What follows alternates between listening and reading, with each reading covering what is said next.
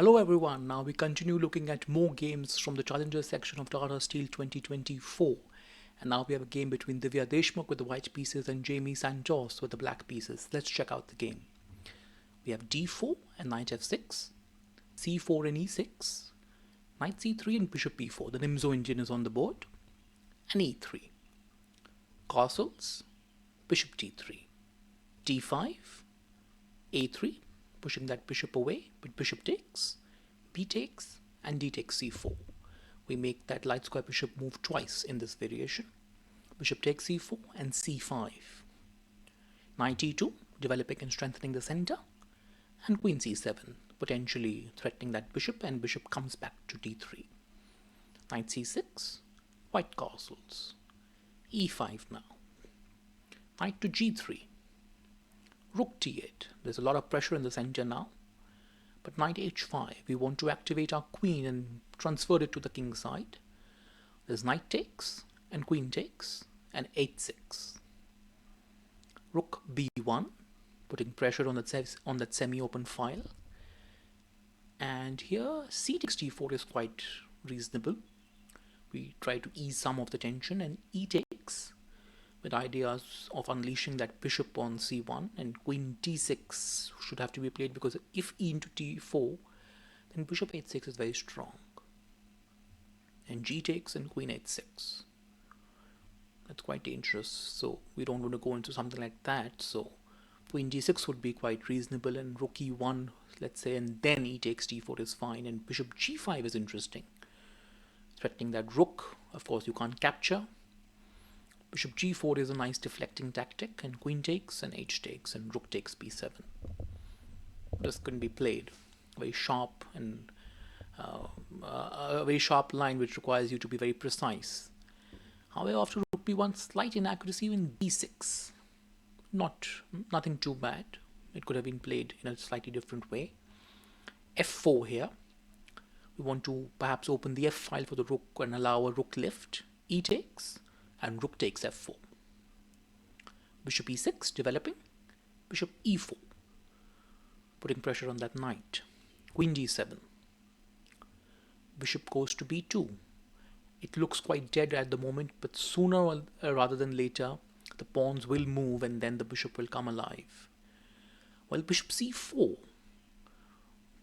Perhaps the idea is that we want to cement that c3 pawn there and not allow that bishop to come alive. And there was a move here, rook d1. We're threatening d5. That's one threat. Just securing d4 as well. And let's say something like rook a b8, moving out of that pin on that knight, and d5 now. Knight goes to a5 and then rook g4. This could be quite pleasant for white to play. If rook e8, putting pressure on that bishop can come to c2, and then you need queen d6 to protect the h6 pawn. And queen f5, and after g6 the queen comes to f2. And white has a plan here. Maybe eventually e4 will come and the bishop can be rerouted on a different diagonal. And black's pieces are a bit offside. The knight and the bishop aren't doing too much. White has some initiative, we can say. But after bishop c4, queen f3 was played. Simply rook ac8, defending the knight. Bishop f5, and now the bishop goes back to e6. Bishop is traded. Bishop takes and queen takes, and rook f1 now, putting pressure on f7 and f6. It's okay to play it here. Queen g3, king h7, and rook g4. Well, the best way to defend the g pawn is actually rook d7 here. And after e4, you can capture in the center once. And after white recaptures, there's queen c4. e5 is met with e takes and d takes and queen c5 check. And we can see that white has no significant presence in the center. There's one pawn which, of course, creates some chances because it's a passed pawn, but it can be handled with. You can have king h1 and then rook f8 here, and black can hold this position if the white tries to aggressively push those pawns. Well, after queen f7 was played after rook g4, and then c4 came. Well, there was c into d4, e into d4, and now the knight really has to move somewhere. Knight went to b8 and d5, and we see this is slightly different, that the bishop on b2 is now alive, and the pawns are a bit advanced, and the d5 pawn is protected. There's a protected passed pawn. This is the difference. Knight d7, queen d3 check, king h8. Here, well, rook g6 was played, and rook e8, and an interesting move, bishop takes f6. The idea is to shatter the kingside defense. Knight takes, and rook f takes f6. We are going to grab the pawn on h6 and bust open the king side. Very interesting. G takes, and rook takes h6. Only move is king g8 because we don't want to give up the queen.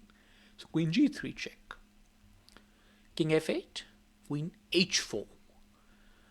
This is very strong, of course. We're threatening a rook check, and on f6, maybe also the rook can always go to h8 as well. The queen can then swing to the center. A lot of nasty threats. The best defense here by the engine is actually rook takes c4 because we distract the white queen. Queen takes and queen e7. Rook h8, king g7, and rook takes e8. Queen takes e8 and then h4, and we see it's a queen and pawn endgame. White is an extra pawn, and it's a passed d pawn on d5. So with best play, white should win this, but it is not very simple. Something like queen e5 and queen g4 check. White will have to make progress slowly, and the game can continue. And if white is smart, then white will win, but black would have some chances to provoke mistakes here. But after queen h4, b5 was played, but simply d6. Now that e7 escape square is gone, so queen g7 and rook h8 check, king to f7 and queen h5 check, king e6 and rook takes e8. Rook takes e8, and we don't even bother grabbing the rook. We simply play queen d5, and it was here that black resigned, because the only move back is king d7, and we'll pick up the queen after queen to b7 check. But wherever the king moves, we are picking up that queen, and that's even better than grabbing the rook. And a very nice victory for Divya Deshmukh. Thank you all for watching. I'll see you soon for the next game.